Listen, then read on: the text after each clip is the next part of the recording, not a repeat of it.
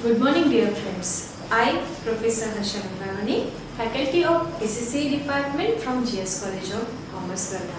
As you know, I am going to teach you your third semester subject, that is DBMS. DBMS, that is nothing but the Database Management System. In my previous lecture, I just covered the topic Information System, and today's my topic is CFPS. CFPS means Conventional File Processing System. The information system, either conventional file processing system or database management system. Then let's know what is the conventional file processing system. The conventional file system having the set of files means each and every subsystem of information system having their own set of the file. As figure shows, the application X having their own file system. Okay, means application X having file number 1, file number 2, file number 3. That means application X having, this is the subsystem of the information system, it's having its own file set. Okay, means application X having its own set of the file for generating the reports. So application X having file number 1 which having some data, which having the collection of the data, file number 2 which having another collection of the data, and file number 3 which also having some set of the data. So this is the set for application X which are used to generate the report. While another subsystem of same organization, that is nothing but the application Y. So application Y having its own set of the file for generating the report. Like application Y having its file number 1, file number 4 and file number 5. This is the set of the files which having some data which is used in application Y for generating the reports. That means each and every subsystem of information system having their own file set, having their own set of the files for generating the reports. So you can see the file number 1 is repeated here, file number 1. Okay, means this file which having the data, those data alternatively acquired by the application Y. That means duplication of the data is processed by application X as well as the application Y, and this is the root cause of the disadvantage of conventional file processing system. So basically conventional file processing system, it is nothing but each and every subsystem of information system having their own set of the file for processing or generating the report. So for example, in our organization, our BCCA department having their own set of the file for the storing the data of BCCA student first year, second year and final year.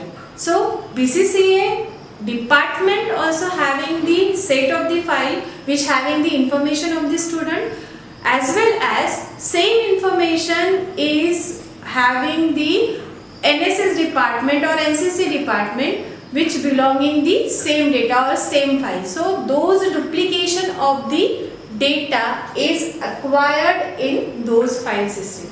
So that's why the particular duplication of those type of the data, it having lots of disadvantages. So the next point is disadvantages of conventional file processing system. Those particular disadvantages are overcome by centralized process of the database system. That means we can store those state data and distribute those data all the subsystem of our organization or information system with centralization.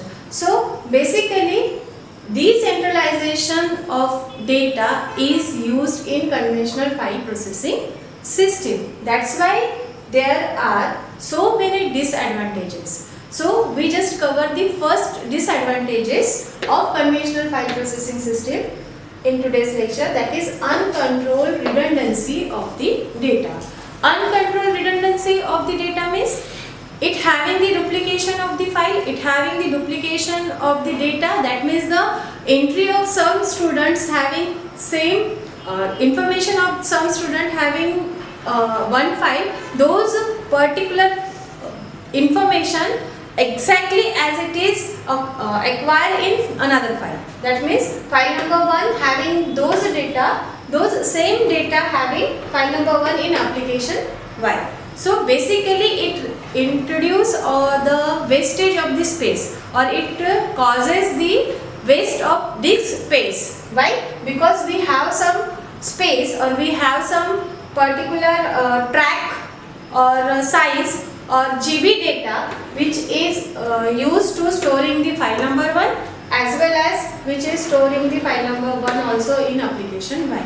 So basically uncontrolled redundancy of the data is nothing but the duplication of the data which is we stored in our file system. So each and every subsystem when acquire the data and store the data, and there is a duplication of the data, then it increase the disk space. So wastage of memory is occurred, and when the wastage of memory occurs and the data is collected large manner, that means file 1 also here and file 1 is also here. So basically the amount of the data is increased, and when the amount of the data is increased, it is difficult to maintain the operation, it is difficult to searching, it is difficult to update, it is difficult to store.